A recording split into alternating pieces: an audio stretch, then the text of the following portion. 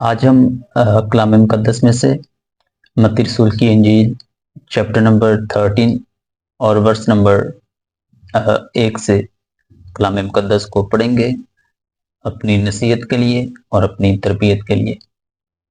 اور آج ہم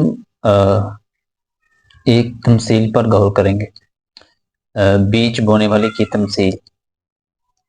تو اس میں سے ہم سیکھیں گے کہ خدا کا کلام ہمیں کیا نصیحت کرتا ہے، کیا تربیت کرتا ہے۔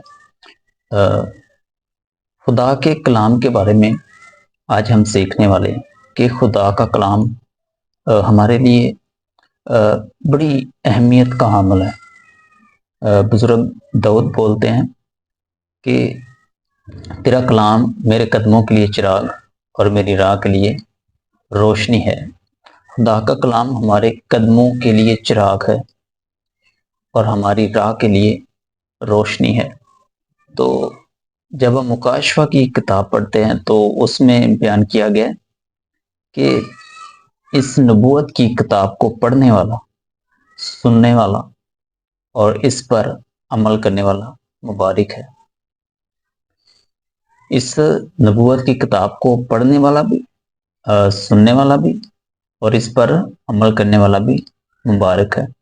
پھر خدا کے کلام میں لکھا ہوا ہے کہ خدا کا کلام ہتھوڑے کی مانند ہے۔ خدا کا کلام جو ہے وہ دو دھاری تلوار کی مانند ہے۔ تو خدا کا کلام ہمارے لیے بڑی اہمیت کا حامل ہے۔ مقدس کلام خدا کا ہمیں قوت دیتا ہے، ہمیں طاقت دیتا ہے، ہمارے لیے زندگی ہے، ہمارے لیے شفا ہے، ہمارے لیے سلامتی ہے۔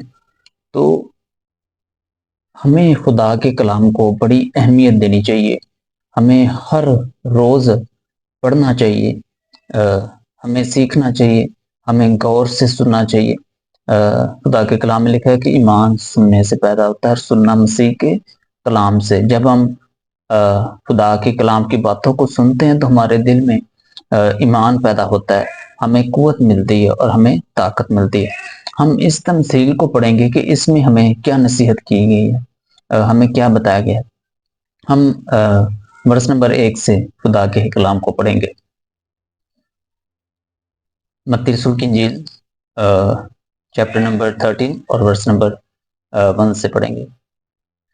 اسی روز یسوع گھر سے نکل کر جھیل کے کنارے جا بیٹھا اور اس کے پاس ایسی بڑی بھیڑ جمع ہو گئی کہ وہ کشتی پر چڑھ بیٹھا اور ساری بھیڑ کنارے پر کھڑی رہی۔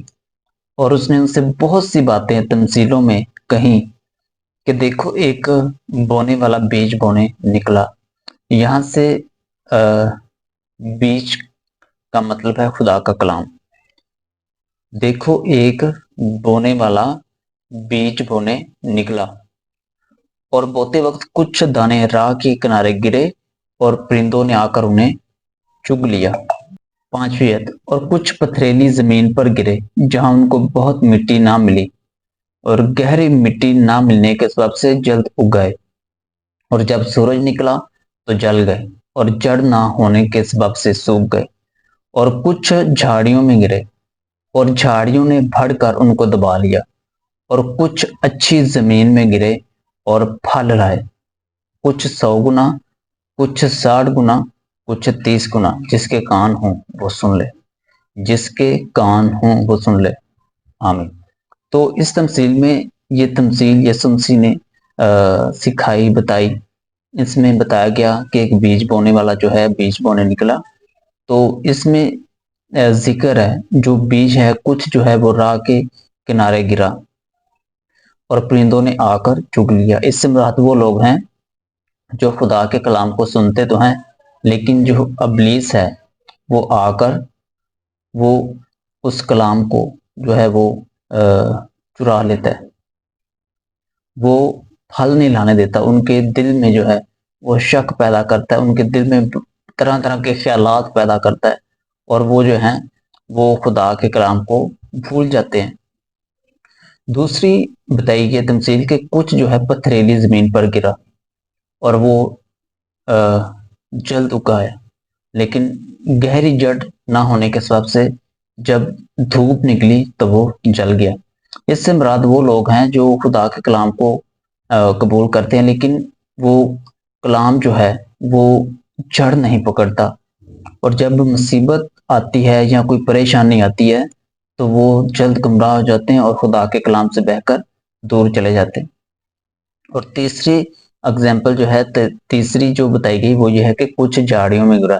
اس سے مراد وہ لوگ ہیں کہ جو خدا کے کلام کو قبول تو کرتے ہیں، لیکن دنیا کی فکریں، دنیا کی خواہشات جو ہیں وہ بڑھ کر اس کلام کو پھلنے نہیں دیتی۔ تو اس سے مراد یہ والے لوگ ہیں جو دنیا سے پیار کرتے ہیں، جو دنیا کی خواہشات اپنے اندر رکھتے ہیں، اور کچھ جو ہے وہ اچھی زمین ہے، اور لکھا ہوا ہے اور کچھ اچھی زمین میں گرے اور پھل لائے۔ یہ وہ لوگ ہیں جو خدا کے کلام کو سنتے ہیں، اس پر ایمان رکھتے ہیں، عمل کرتے ہیں، اور وہ گرو کرتے ہیں اور پھل لاتے ہیں۔ لیکن ان میں بھی کچھ 100 گنا، کچھ 60 گنا اور کچھ 30 گنا، سب جو ہیں ایک جیسا پھل لے کر نہیں آئے، کچھ 30 گنا، کچھ 60 گنا اور کچھ 100 گنا۔ تو آج ہمیں اپنی زندگی پر غور کرنا ہے کہ ہم کس طرح کے ہیں۔ کیا ہم خدا کے کلام کو سن کر بھول تو نہیں جاتے؟ کیا ہمارے اندر جو ہے وہ دنیا کی خواہشات تو نہیں پائی جاتی؟ یا پھر ہم جب تھوڑی سی بھی مصیبت آتی ہے، پریشانی آتی ہے، تو کیا ہم گمراہ تو نہیں ہو جاتے؟ ہمیں اپنی زندگی پر آج غور کرنا ہے۔ خدا کے کلام کو قبول کرنے کی ضرورت ہے، خدا کے کلام کو اپنے اندر رکھنے کی ضرورت ہے، خدا کے کلام پر عمل کرنے کی ضرورت ہے۔ خدا آپ کو اور مجھے بڑی برکت دے، آمین۔